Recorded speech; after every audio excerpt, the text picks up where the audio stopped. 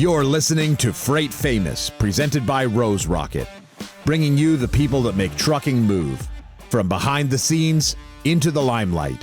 Here's your host, Justin Bailie.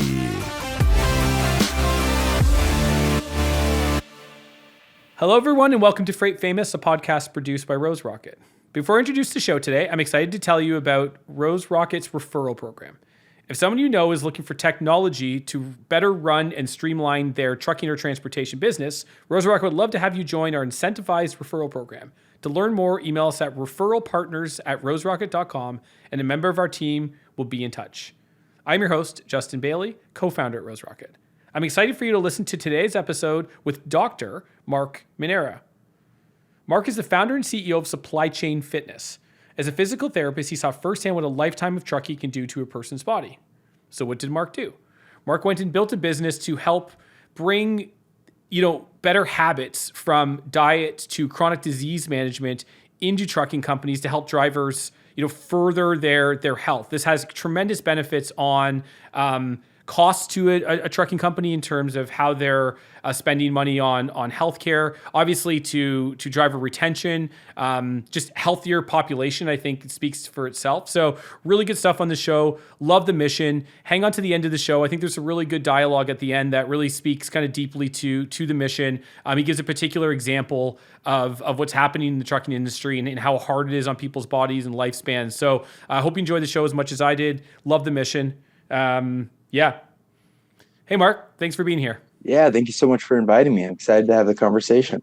So look, I'm interested just in your background. How did you decide that this was the right thing to do, the right mission?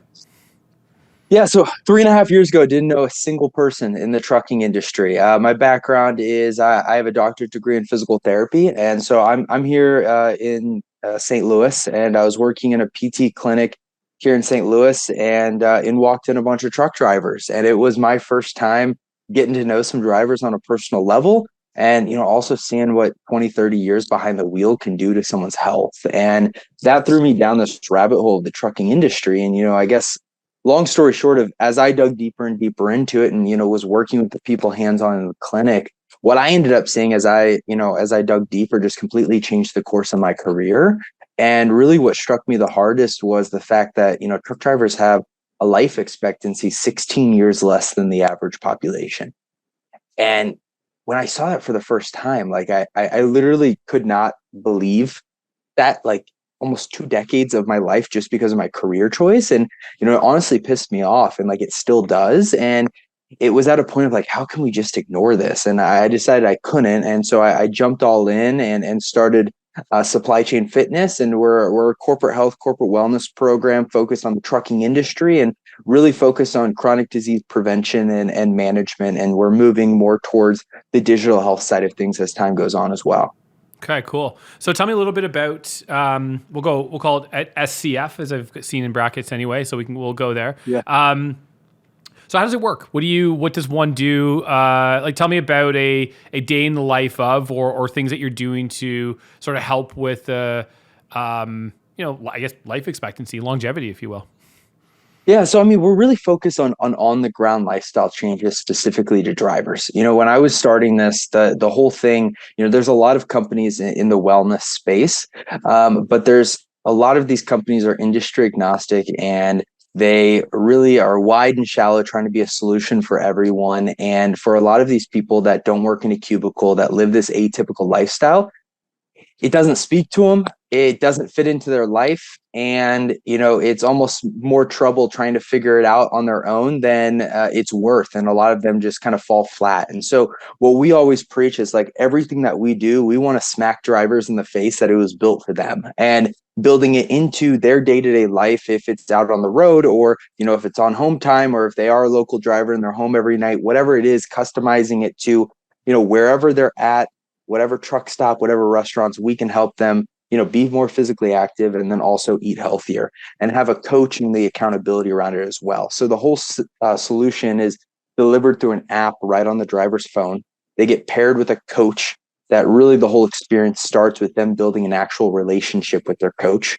And from there, they go through an onboarding process, and we have an algorithm on the back end that really pairs each driver with the first healthy habit that's calculated to be the one that they are most likely to succeed at, given, their lifestyle, their starting point, and their, chronic condition, or just wherever they're at from a medical history perspective. And then from there, the coach, and them continue to progress the plan. And, the goal is that it feels so on the ground that we want our members to feel like, their coach is riding shotgun with them down the highway. And like, we know what healthy food options are at each truck stop. We're helping them exercise in the back of their truck. We're doing medication reminders and helping them stay, adherent to whatever their doctor said. Hey, you need to be taking these medications. And then, also finding ways to make their life simpler and make it as easy for them as possible to fit healthier habit or fit these healthier routines into their day-to-day life, and doing things like ordering groceries for them directly to the truck stop, so that, we're cutting out all of the hurdles that used to get in their way of, them being able to make their health a priority. Got it. And how are they, like, I think it's a bit of a loaded question, and I'll say, how are they receiving this? You'll say, oh, great, it's amazing, they're doing these things. Yeah. Maybe so. Let me ask the question, how has adoption, how have you succeeded? Because I actually think adoption would be, okay, let me just structure this a little better. So I've owned a trucking company. I have 200 drivers that work for me, and I understand this. I know why this makes tons of sense, and cool, let's do it. You're going to have a total divergence and sort of, willingness to do this, right? So you're going to have ones that are like, great idea, I want to do it. This is drivers I'm speaking to. You have drivers who don't want to do it. So I'm actually most interested in the ones who are resistant to this, and some of the things where you've had success in helping them do it. Because I think finding someone who's like, cool, I want to do this, I'm glad you invested this. Okay, fine. But the ones who are resistant, what are some of the things that you're able to maybe create some breakthroughs for them, or where you've had good success in that population? Yeah. So, I mean, when it comes to engagement, there's kind of there's two areas, right? There's like the top of the funnel of getting the engagement rates within a company, right? 200 employees. How can we get to, 40, 50% engagement of people interested in this program? And then, on the back end, it's sustainable engagement. How can we keep them engaged and, they're not falling off after 3 months or 6 months or, a year into the program. And so from an engagement, like the initial engagement perspective, I think that goes back to even one of the advantages, and really as we lean further into the niche, one of the abilities we have where we can go in and we understand how trucking companies operate, and we can create call to actions and get incorporated into the processes and systems that trucking companies run on a daily basis. And so, the obvious stuff is, emails, text messages, posters, like that's all duh. Like, we need to do these stuff. We need to get it in front of it. We need to pretend act like we're doing, Facebook ads where it takes 12, 15 touch points sometimes for someone to press send. And so one thing that people go wrong is they think, they are going to send one email about a program on January 1st, and half the company is going to jump out of their truck excited for the program. That's not going to happen, right? You got to continue to be a part of the conversation, and you have to really get in the back of their mind where when that person is ready, you're the first thing that they're thinking about, because they've seen the ads about the program, or they've heard their coworker or their driver manager talking about the program. And then on the flip side, we're also finding ways to get incorporated into the driving specific lifespan of a driver at a company. And I'll give a really on the ground example of probably our most successful aspect, which has been having a call to action 60 to 90 days before a DOT physical. And then on the flip side, right after their physical, if they get handed a temporary card, giving a call to action for the program as well. That seems to be a time where drivers are thinking about their health, and they're wanting someone to come in, cross their T's, dot their I's to make sure that they, pass the test, and they're not worried about it. On top of that, we're, getting involved in orientation. We're getting involved in the safety meetings, because so many people say health and safety department, but it's really only a safety department, and they don't talk about the health aspect of it. So we help out in that. But it's really just smacking drivers in the face that we've built this around them and their lifestyle. It's at the same part with the internal marketing of how can we come in and really fit perfectly into a trucking company. And so that's how we think about it as well. Really love the point of coming in at, sort of post and prior to physical? Because like you said, it's sort of on their mind. It's a specific need at that time. And you know that each individual driver will have that happen at some point in the year. So even making these like this is when we go after that driver to be very tactical. That's a pretty interesting call it and really smart actually. I like the approach to that. So then how do you ultimately go from like, where have you had the most success? So the question here is what are some of the things that you found have had really strong take rates? It's like we've introduced this and wow, we were almost surprised maybe at how quickly so you kind of talked about the point in time where maybe somebody has shown a willingness to engage. What are some of the activities, whether it be, because you talked about health and safety, and it's an interesting call out. Like really it is about safety. What health even are we talking about for the most part, other than as a result of not breaking your ankles because you fell out of the truck because it wasn't safe, right? Health is like the long tail of things being safe. So in this case, it's more of a proactive approach to this, and more we're talking about physical and these types of things. So and wellness. So what are maybe some of the actual, we find that a lot of people are doing jumping jacks or they've made dietary changes really easily. Like maybe what have been some pretty successful, if not surprisingly successful aspects of the actual tactical, whether it be exercises or dietary changes or something else? Yeah, I mean, the biggest one for me goes back to literally within the first month of starting this company when I first started this. And I'll tell the story of, like I said, I wasn't in the trucking industry at all. And so for me, my initial thought of like, how am I going to get into, the trucking industry or talk to drivers was I went into a bunch of trucking Facebook groups, which is the wild west for someone who is not in the trucking industry, has never talked to a driver a lot. And so I went in there and I posted, I mean, I probably spammed. I probably got deleted or kicked out of a couple of the groups just because I was just randomly asking for something. I had never participated in the group before. But I asked, I was like, hey, would anyone jump on the phone and be a beta tester of our new fitness program for truck drivers? Got 20 different beta testers to join. Never met these people in my life. Went through the program. At that time, all we had was a outside the truck exercise program. That's all we were doing. We didn't, we added nutrition later, but it was all outside of the truck exercise program. And I got on the phone every single week with every one of those beta testers and just said, look, I am an expert on the health and fitness side of things, but you are an expert in trucking. And I know from a behavioral change perspective, what I tell you is not going to make a difference if I don't understand your lifestyle and fit it into your routine. So tell me how I can make this better. Tell me, be as blunt. And when you tell a driver to be blunt, you just like unlock the door and they tell you what it is. And I just got an amazing feedback. And one of the best ones is from one of our early beta testers. Her name's Blake. And I've actually become really good friends. I'd say she's probably one of my best friends in the trucking industry. My wife and I were 2 of 30 people at her wedding earlier this year. That's the type of relationship we have.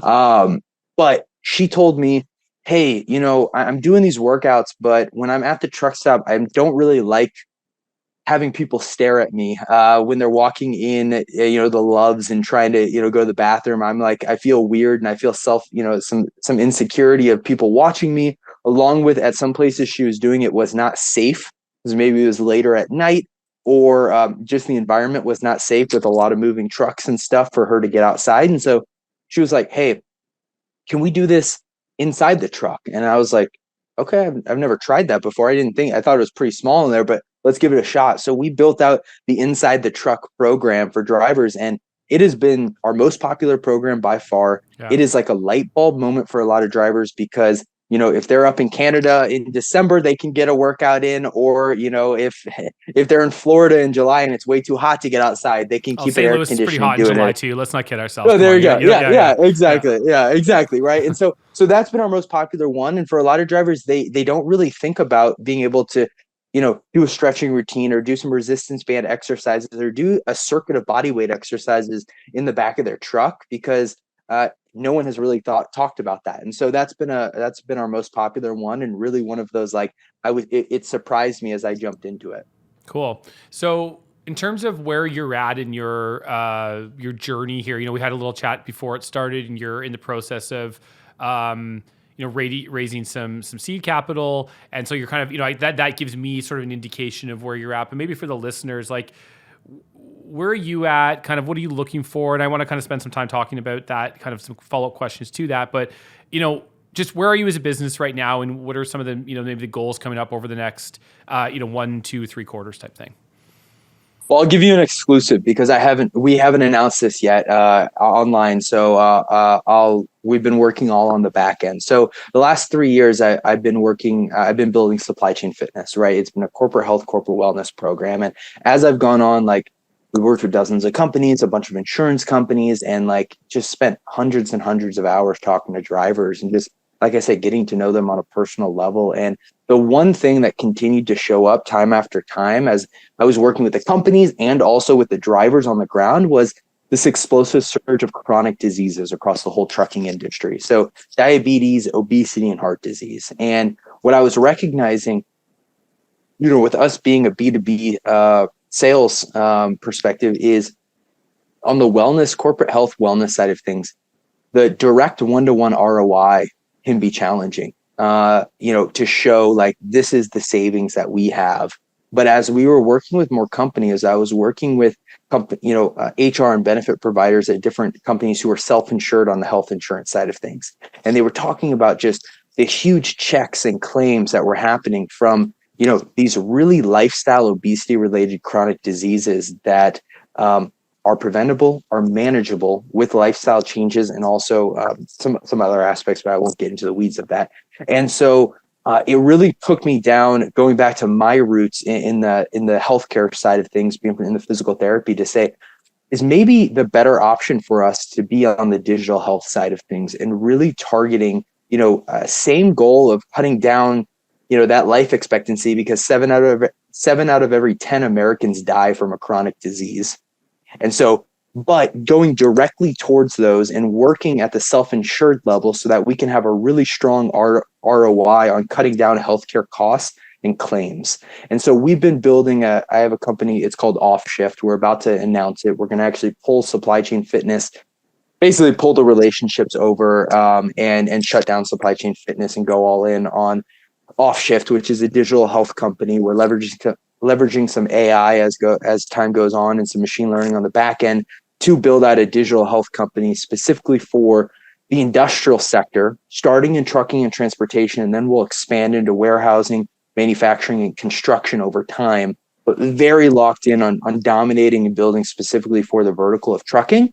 And we started with a pre-diabetes weight management program. And so that's been our focus. We'll then build out a diabetes program. We'll also build out a hypertension program. And potentially down the line, we'll build out a musculoskeletal or an MSK program. So we'll have this suite of digital health solutions we can go.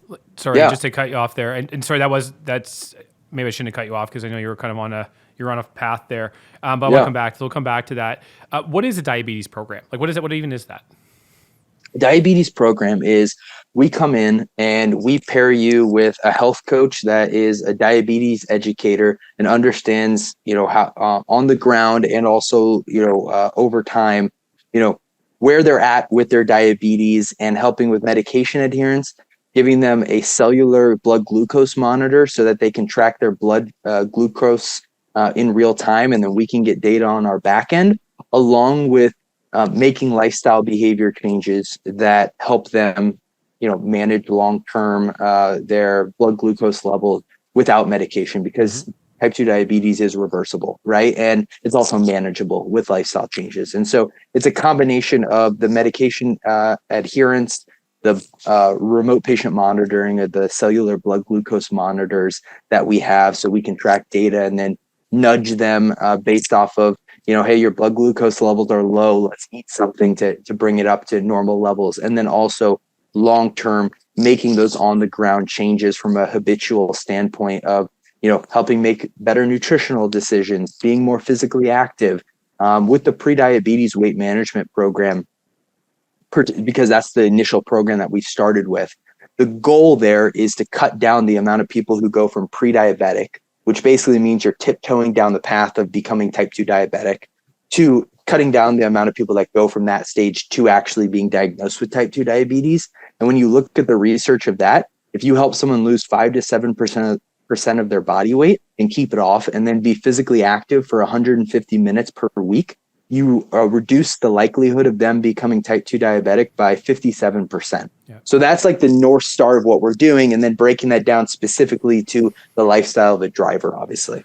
From an employer's perspective, if they're, because ultimately they're the ones who, maybe I'm making an assumption, they're the ones who would pay for this. Is that correct? So this is sold to the organization. So as a result of that, if you have like non-compliance, how does that, like, is there some, is that punitive to the end user, or is that like, well, we accept this as more of like a broad stroke and we're hoping for, 50%. And if somebody falls off, that's okay. Or does this actually go down to the, like, it becomes terms of employment to follow? I'm trying to figure out like kind of how far that goes or doesn't. Yeah. So, I think bluntly, we're still in that process of figuring that out. Right. Yeah. Because it's this balancing point of like, yeah, as a business, I would love to, have a trucking company say this is required, right? You got to do this. But also I understand from a long-term behavior change perspective, starting the relationship with them thinking this is a required thing I have to do. Yeah. It's not setting them up for success long-term. Right. And so what we do from a pricing model is we actually price per enrolled or active employee in our program. Very standard in the digital health space, focused on self-insured market. And so the company and us are both motivated to get as high of engagement rates as possible, because they're seeing an ROI on healthcare costs going down. But at the same time, they're not worried that, they're paying for people who are not engaging in it. And also on the flip side, there are some companies in the health world who will do, like, they call it like a PEPM model, where, the company pays $5 per all employees. You got to pay $5 per employee, even if they're not participating in it. And, you make money, the company makes $5 per employee. And then the company who's like the vendor is like thinking, well, I want some engagement, but I don't want too much, because then it cuts into my margins. Right. And so it's just like this weird subconscious thing that I don't really like. I don't really like selling that. And I really more so want like everyone to be invested in, like, we want the highest engagement, and we're all going for, everyone's together because we all win with more people engaged. Yeah. This has a lot of, I'm wondering if when you're talking to investors, are they curious about acquisition costs on this? Because it seems like a pretty expensive acquisition cost front loaded. Is that fair? Yeah. I think, again, just like where we're at early on, we're collecting that data and still gathering it, but we don't have a ton of information around that to be 100% honest. Sure. Yeah. It feels like it's got, like, the long tail feels fantastic. That initial approach to market, and it feels like a lot of hand-to-hand combat to get it started. I think it's interesting too, because this is a very, I shouldn't say that. That's unfair. I don't want to say it's typical, but there is. I think you've done what others do successfully at times, and sometimes unsuccessfully, is taking it sounds like a pretty good service business, and then trying to, and the frustration with service business. I speak to this as someone who's had service businesses, so we're talking as brethren here. Yeah. They're unscalable, right? And so you get frustrated with that, and you think, well, how can this thing scale? And so we ultimately end up trying to, I did something very similar to what you're doing. Now, I will tell you, it ultimately led to a success, but the first time I tried it, I failed at this, because it's kind of it's a bird in the hand, two in the bush move at times, right? So you're like, I'm going to like collapse this business to like go all in on this other business. And it's like, it's doable, man. Lots of people make it happen. You sound like you're totally on the right track. So this was never meant to be like a, be careful kind of comment, but it's interesting. Just, I guess I just see a lot, like, time and time again. I'm really blessed to get to have a lot of conversations with, smart entrepreneurs. So, you just hear a lot about the service business. Great, couldn't scale, want to build it digitally to make it scalable. But then it's a whole new business, right? Like, as you're going through this, it's like, you can use the learnings, but then it's like, are you a solo founder? So I have two other co-founders who are in advisory roles. Okay. They're really big on the digital health side. So on a day-to-day, yes, I am a solo founder. Right. So you're in sales, you're in product, you're in, it's like you're learning these things that, I mean, you just do sell. Building the team. Building the team though. Yeah. So it's exciting though. Yeah, it's good. No, it's a great time, man. It makes me feel like it makes my heart swell just, thinking about, those times and being at that stage. And so back to a question I had kind of a while back, like in terms of, right now, if the listener base and the market can be helpful, like what are you looking for right now? What do you want to, you're looking for some investment, but I know that's not why we're talking today at all. And I'm sure you're down that path well. So we're not soliciting for investment. I want to be very clear to everybody. By the time you hear this, it's probably too late. This round is probably full. But I would like to understand from maybe a customer profile, what makes sense for you right now? Who do you hope will, hear this and say, I'd like to try that? What's a perfect customer for you?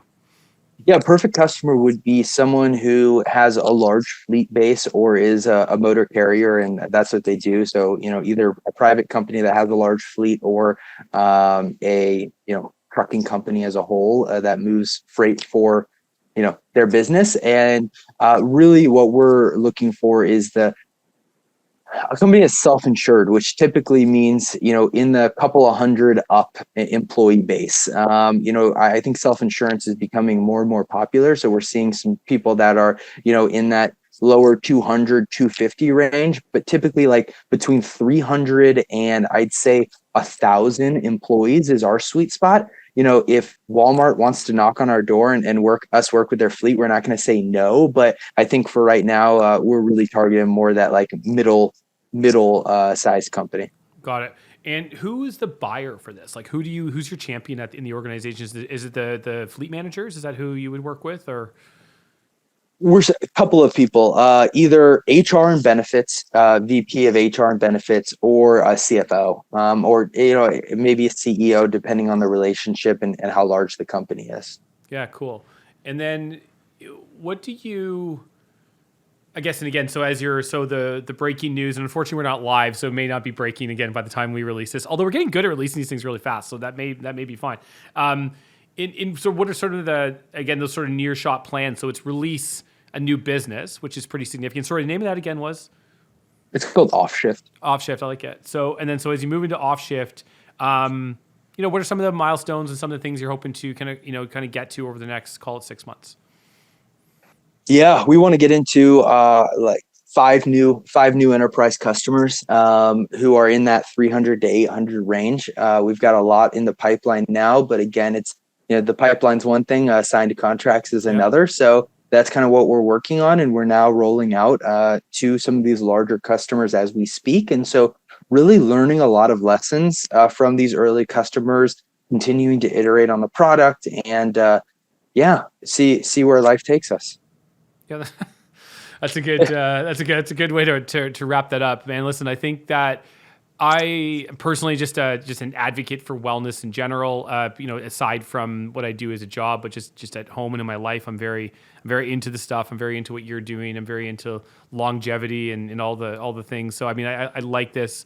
I love the idea of chronic disease sort of mitigation. I think that's really needed right now. And I like the idea of thinking about how it's about taking actions that go beyond medication, that simply just, sort of band-aid the solution, but putting things in place that allow you to reverse things that are reversible and give you kind of hope that this isn't like a down slope from here on out. So I think there's a really nice component to this in terms of just, there's hope here, right? And that's like, selling hope has always been a pretty good strategy. And there's something there in that, and there's a lot of people in the industry that need it, right? Trucking has the highest rates of diabetes and obesity compared to any other occupation in the United States. And about a month ago, we had a driver join the program, 26 years old, 1 year as an over-the-road truck driver. She started her trucking career at 230, and in 1 year is now at 350. She put on 10 pounds a month. Wow. She now has stage 2 hypertension and type 2 diabetes. And she's 26 years old and is just sitting there like, I don't know what to do. I don't want this to be the rest of my life. I'm 26 years old and I'm 1 year into this career. And so I think there's a lot of drivers that maybe aren't in that deep of a position that quick, but really need a lot of help. And on the flip side, a lot of companies who are, just sitting on high healthcare costs and also sweeping a lot of risk under the rug because they don't really have a solution that they know how to to implement it, to cut down this. And I think there's just a huge opportunity for us to fill in that gap. Yeah. Again, I think it's almost like we all know this academically, in terms of like, and it's almost like a human condition. We know like lifestyle, we understand diet, we know sleep, like these things. Like if you say to anyone, they're like, "Is sleep good or bad for you?" Right? Is diet like is eating vegetables better than chips good or bad for you? Like we know these things, right? And so it's those behavioral changes that are just so difficult, and it feels so. And I think again with like, I'll pick on food for a second because because I'm very. I don't know. This could be bad for depending on like who the customers are and listeners, but I hate big food, man. Honestly, I do, and I think it's there to make profits and not profits over people, and you can see that, right? Like, how does one even add that kind of weight unless you've got just the food is like it's like crack. I mean, it's so addictive, right? These things, and so being able to I think work with how to undo some of those behaviors and almost like you don't let people.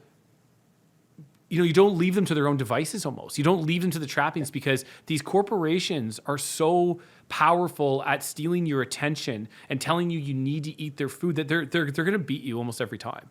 And so having someone like you and your product to kind of intervene and say, no, it doesn't have to be that way. And we're kind of here with you at the same time. So when Frito-Lay's pumping stuff at you, but you can kind of have something that says, no, that's not the right thing to do. That's kind of profound shit, man. That really is. Yeah. Well, and at the end of the day, also, I think the other thing that I preach is, again, what you just said about like most people know, they should eat less Twinkies and more apples, right? And I think for me, what I've recognized over the last 3 years of, being in the truck with these guys is that, it's not so much an educational gap, but an accountability gap. Mm-hmm. And that accountability comes from a personalized plan and also having someone that they can connect to. And the truth is what we're already seeing with our early members on the off shift side of things is that a lot of times we are the only touch point into the healthcare system for a lot of these drivers. They do not have anyone in the healthcare world.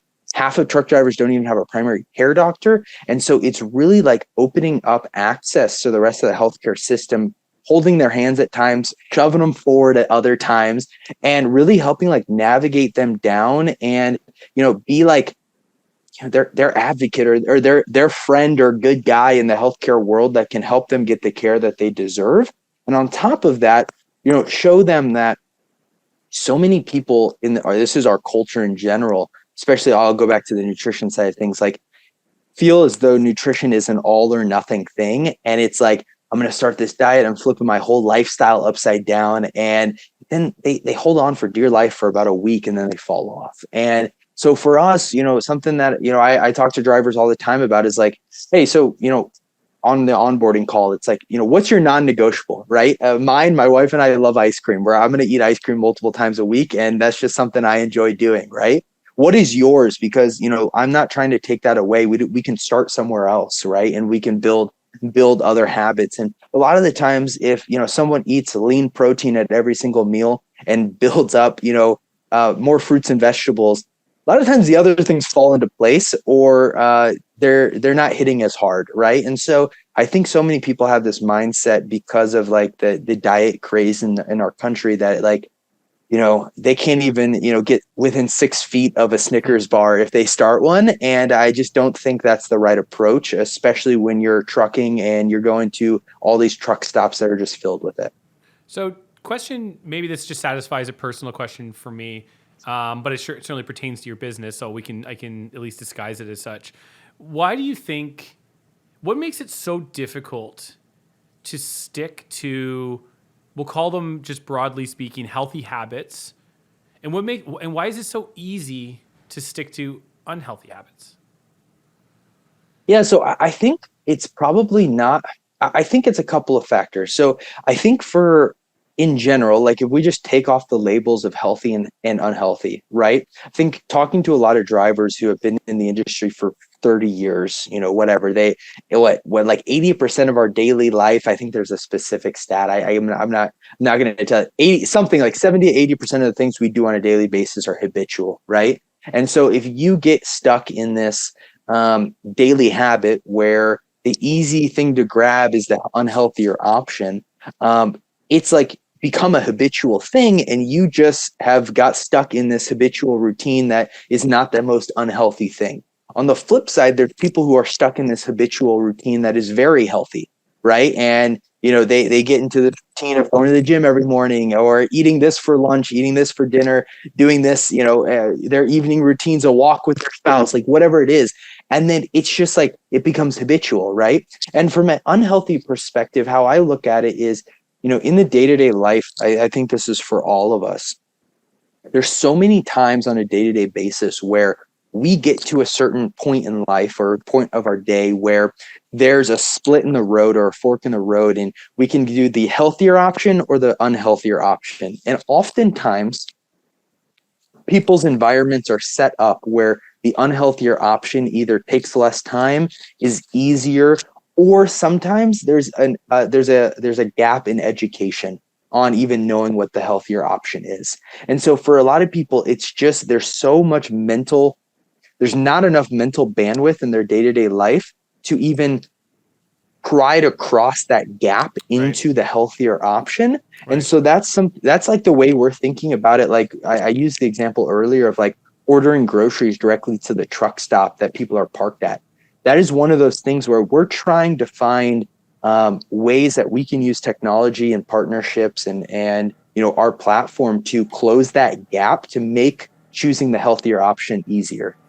Yeah, it's interesting because like you define, and I like that thinking because that's exactly, if you just think practically, it's like it's not even a decision. It's not like every moment you're just sitting there and being like, oh, should I have the cabbage or should I have the chocolate bar? It's like you're doing, I like the idea of that. Like there's not enough bandwidth to really make a decision. You're just doing you're habitually doing something most likely. And that's a good call. Your environment is set up to such that it's like, finding the cabbage is impossible because you'd actually have to go to the store to get the cabbage. That's not what's in front. That's not what's at the house. That's not what's in the truck. It's not what's there. So I think that's actually, I was looking for something more magical, but I think your answer is actually accurate. So I think that's like, I appreciate that. That's the practical answer. Yeah. Yeah.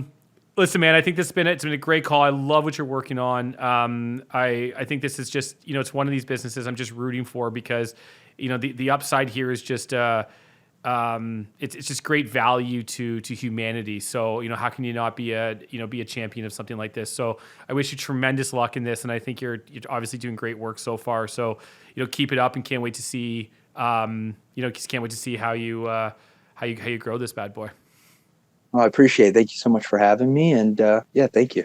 Okay. Yeah, my pleasure. And don't forget to like or subscribe, or if there's something else new and fancy to determine that you will, advocate for this podcast, then push that button also. Thank you and be well.